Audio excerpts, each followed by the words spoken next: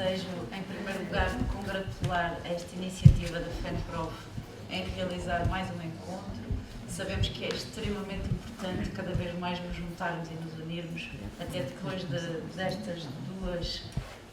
estes 2 anos em que este ensino se viu com grandes dificuldades. Portanto, de facto, isto é uma iniciativa que sei que a maioria ficou muito agradada em estar a acontecer.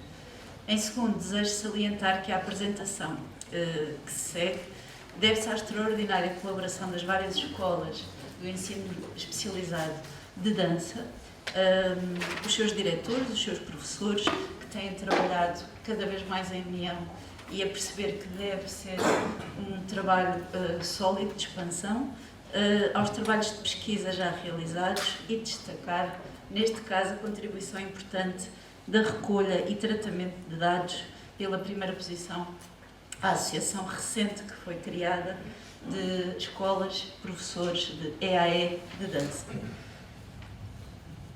Foi-me então pedido para ser uma voz, meramente uma voz, destas várias escolas, desta rede, em que também tenho tema semelhante ao Sérgio, que é a oferta educativa da dança no ensino especializado. Ver se eu não me engano. Considerei, e até com algumas opiniões, lá está, que me fizeram chegar, que poderia ser importante, no caso da dança, fazer um rápido enquadramento cronológico, para verificarem também que, no caso específico do ensino e da rede de escolas de dança, temos sofrido, nestes últimos 21 anos, uma flutuação enorme no que respeita à legislação e à regulamentação. Começa então a experiência pedagógica em 1999, com o despacho número 25.549, em que regulamentou o início deste processo de democratização e descentralização do ensino artístico especializado ou vocacional de dança em Portugal. Coube às respectivas instituições interessadas candidatarem-se à autorização por parte da tutela para a implementação desta experiência e não o contrário, ser a tutela que poderia tentar fazer um plano estratégico. Com a oferta de cursos do primeiro ciclo, curso de iniciação à dança e nos segundos e terceiros ciclos curso básico de dança, foi criada uma comissão de acompanhamento desta experiência pedagógica, com avaliação desta experiência prevista para o fim de 2005, que não chegou a acontecer, foi bem mais tarde. Financiamento por turma, na altura, sendo o mínimo de 10 alunos, nem sempre às vezes era possível, dependendo do enquadramento geográfico. Financiamento por turma e por habilitações / índice dos respectivos docentes. Financiamento com a inclusão de cálculo de percentagem para despesas administrativas, e não houve financiamento ou outro apoio na altura para as escolas que iniciavam para adequação de instalações ou aquisição de materiais. Ensino especializado artístico em regime articulado surge com a portaria número 1550 de 2002. Esta procede a ajustes aos planos de estudos dos cursos básicos do ensino especializado de dança e música, regulamenta e reconhece a importância do regime de ensino articulado, define as condições de admissão, constituição de turmas, avaliação e certificação dos alunos. Contudo, este normativo reveste-se de várias ambiguidades, o que vem a dar espaço para diferentes interpretações, diferentes implementações e, como consequência, a falta da sua eficácia. No que respeita ao regime articulado, até como já foi dito, e ainda hoje em dia, como diz no último ponto, apesar de haver exemplos de boas práticas, no que respeita a protocolos, que há, felizmente, entre o EAE e regime articulado e o ensino regular, a dificuldade da articulação ainda é sentida por uma grande percentagem de escolas. Com a portaria número 192 de 2002, são definidos os grupos de docência para o EAE de dança. organiza grupos de docência, respectivas letras e permite a progressão na carreira com igualdade ou com essa ambição aos restantes docentes. Define também as respectivas habilitações, deixando alguns docentes à procura de uma atualização para a habilitação própria e, mais tarde, a profissionalização, no meio académico que ainda não estava, muitas vezes, preparado para fornecer essa formação. Não é aplicada em todas as escolas no sistema de ensino público. Ou melhor, o reconhecimento destes grupos de docência não é, lá está, ainda reconhecido quando estes docentes concorrem a ministrar no ensino público, onde continuam a ser contratados como técnicos especializados. Sei, pelo menos de um caso, numa escola pública, onde isso já não acontece, e foi só este ano em que já foi possível a contratação ser autorizada pela letra, o que é também de congratular. Finalmente, então, depois passou-se à avaliação da experiência pedagógica. Como veem, em termos de cronologia, ainda durou de 2006 a 2009. Foi um processo que, ao ser tão lento, criou grandes dificuldades depois no acompanhamento dos alunos que já tinham iniciado estes estudos. A Comissão de Acompanhamento da Experiência demonstrou falta de apoio, mais eficaz, ela deu apoio, mas nem sempre era eficaz, às escolas, bem como sofreu sucessivas mudanças na sua constituição num período de 10 anos, em que se manteve neste papel de estar ao lado das escolas. Os programas de conteúdos solicitados às escolas para processo de avaliação não foram alvo de apreciação, não se dando a respectiva homologação. Sem qualquer diretiva acerca da certificação dos alunos ou a sua continuidade para os que estavam a iniciar ou a meio deste processo, que era a experiência pedagógica, lembro. O relatório fornecido por uma entidade externa surgiu em 2007. Do seu início em 1999, com 3 escolas, até à sua avaliação concluída em 2009, a oferta cresceu para 7 escolas em EAE de dança. Desculpa, voltei atrás. Paralelamente a tudo isto, surge a criação do curso profissional de intérprete de dança contemporânea, a sua primeira portaria, número 230 de 2007. Cria uma saída profissional com a mesma intenção, que é criar intérpretes de dança contemporânea profissionais. Regulamenta os planos de estudos, avaliação, certificação e qualificação profissional de nível 3, na altura.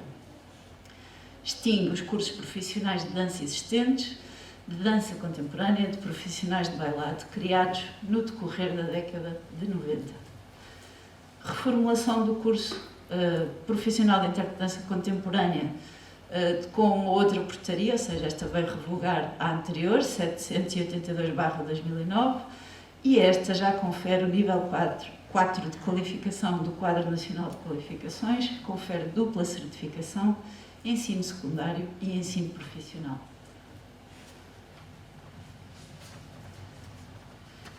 Criação da rede de escolas do EAE de dança. Então, depois de feita aquela avaliação, de haver relatórios, de haver muitas reuniões, penso que está sobreposto, sim, a portaria número 691/2009, criação e homologação da rede de escolas de EAE de dança, dando continuidade ao trabalho desenvolvido na experiência pedagógica, cria os cursos básicos de dança, música e canto gregoriano. Aprova os respectivos planos de estudos, uniformiza as cargas horárias entre as escolas. No entanto, o plano de estudos, tendo uma base comum, permite alguma autonomia às escolas, flexibilização do currículo e diversificação das ofertas formativas, tal como há pouco foi explicado também na música. Reajuste da organização curricular de segundos e terceiros ciclos, portaria 267 de 2011 e a portaria 225 de 2012. Ou seja, logo passado 2 anos de termos a homologação finalmente de uma rede, a organização, há uma nova reestruturação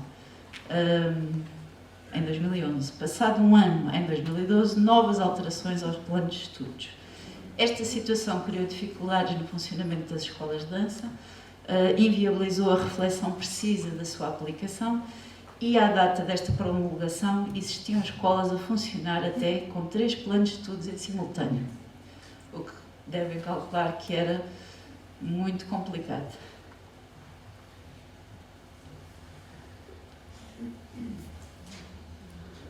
Já foi? Chegamos então ao Decreto-Lei número 55 de 2018, de onde surgem 2 portarias, a 223A e a 229A, muito próximas uma da outra, sendo que a primeira, a 223A, regulamenta as ofertas educativas do ensino básico geral e os cursos artísticos especializados em regime articulado/integrado. A 229A regulamenta a oferta dos cursos secundários artísticos especializados de dança, música, canto e canto gregoriano. Chegamos então à atualidade, depois desta viagem. Rede de escolas de EAED em 2021, sendo que a mais antiga, já falando em redes, ou através da experiência, começa em 1986 e a mais recente em 2020. Claro que estes dados que eu vos vou apresentar agora, tal como está em baixo, a azul, são dados que foram fornecidos e que foram pesquisados e comparados entre a DIEST e a Associação Primeira Posição, portanto podem já estar desatualizados e haver até escolas que podem já estar com outro enquadramento ou não, ou as que se mantêm. Então atualmente 39 escolas de EAED em Portugal, das quais 37 no continente e 2 na região autónoma da Madeira, que depois eu fui pesquisar, corrigi e afinal trata-se apenas de uma. 26 são financiadas pelo contrato de patrocínio, ensino particular e cooperativo, 6 não são financiadas, 6 são escolas públicas, ou seja, ensino público. Não me entendo com as setas. Rede de escolas de EAED em 2021. Temos aqui uma sobreposição, eu peço desculpa ali das fatias mais pequeninas, mas todas elas se referem a 3%, são as zonas onde existe menos oferta. Esta é a distribuição por regiões de ensino e das escolas de ensino especializado de dança, onde dá para perceber que Lisboa e Val do Tejo têm 38%. Lembrar que estas regiões são amplas e que abarcam absorvem muitas outras regiões. 31% para a zona norte, 21% para a zona centro e depois 3% que está ali sobreposto para o Alentejo, Algarve e região autónoma da Madeira, que na realidade se traduz numa escola por cada uma destas regiões só. Não tem nada, não há registro do Alto Alentejo. Esta escola no Alentejo é no Baixo Alentejo, em Beja, e também nos Açores. Não há ainda oferta na região autónoma dos Açores.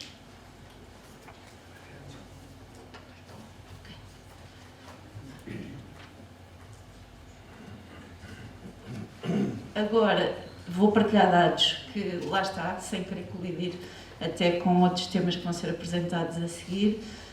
Estes dados foram recolhidos e partilhados gentilmente pela Associação Primeira Posição, sendo que ela fez um inquérito, é o resultado do inquérito, que foi, eu não cheguei a conseguir acrescentar, mas foi realizado a recolha dos dados em março deste ano, 2021, e a amostra foi 35 escolas contactadas, dessas 35, 14 responderam, ou seja, 40%, das quais 50% são de Lisboa e Val do Tejo, 47% do norte e 3% do centro, ou seja, será sempre aqui resultados que não são tão equilibrados. Ofertas de cursos, então destas 14 escolas, registra-se apenas um com polos e todas administram ensino articulado e cursos livres, já pode estar desatualizado.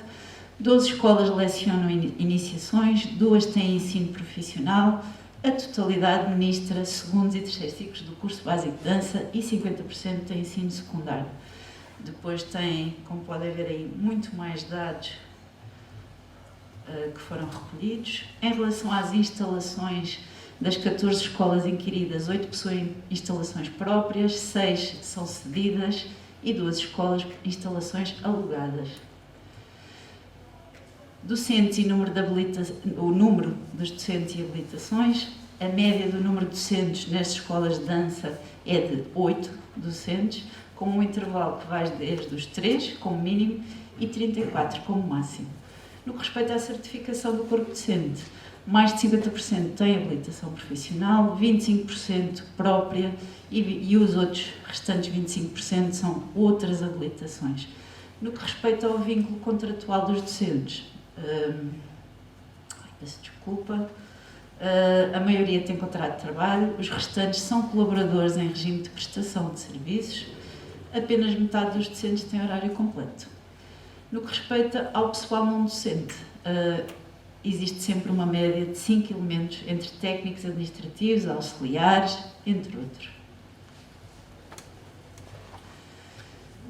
Depois, questões relacionadas, lá está, com o financiamento. Neste inquérito foram recolhidas várias problemáticas, nomeadamente a questão do financiamento ao aluno, que traz, como podem ler, sempre algumas questões, especialmente no momento da candidatura. Tem trazido grandes constrangimentos no caso da dança e normalmente é apontada a causa para o facto de não ser financiado por turma, como foi no início da experiência pedagógica. No contrato de 2020-26, 11 preencheram a totalidade das vagas destas escolas, 3 não preencheram a totalidade das vagas financiadas, depois tem uma relação dos alunos financiados e dos não financiados, como podem ler, que tem varia às vezes com uma amplitude muito grande. As problemáticas deste modelo, a maioria responde que realmente este modelo não serve, não responde e não sustém a escola. 3 é que responderam que sim. Dentro destas problemáticas estão aí transcrições de respostas que foram dadas por algumas escolas, ou de bastantes escolas, não quero estar a ler todas agora. Vou ler aqui, começando pela primeira. A não existência de alunos financiados em regime articulado implica o pagamento de mensalidades. Esta é uma das grandes dificuldades que as escolas estão a sentir, especialmente dança, por parte dos encarregados de educação. Essas mensalidades são muito elevadas devido ao plano de estudos destes cursos, que no caso da dança é bastante grande e nem todos conseguem suportar. E depois estão aí a descrição das várias problemáticas. Desculpa interromper. Estamos já na tolerância quando... Ok, obrigada. Estão, como podem ver, escolas, a percentagem de escolas que já passaram por diversos e diferentes sistemas de financiamento. E ficam aqui 2 páginas, que eu não vou ler, de sugestões que foram dadas e recolhidas pelas escolas de dança em relação a propostas de alteração estrutural para o modelo de financiamento em vigor.